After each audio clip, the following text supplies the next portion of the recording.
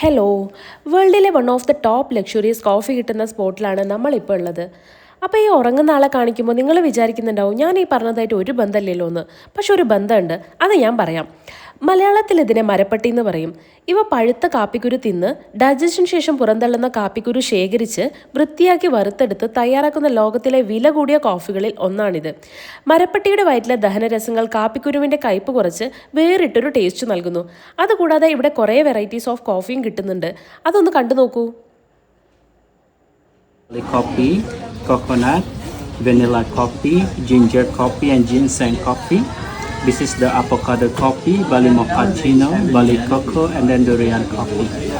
These start from mangosteen, ginger, lemon tea, lemongrass, herbal or turmeric, rosella or hibiscus and butterfly tea. Everything is sweet, Bali coffee no sweet. Yeah.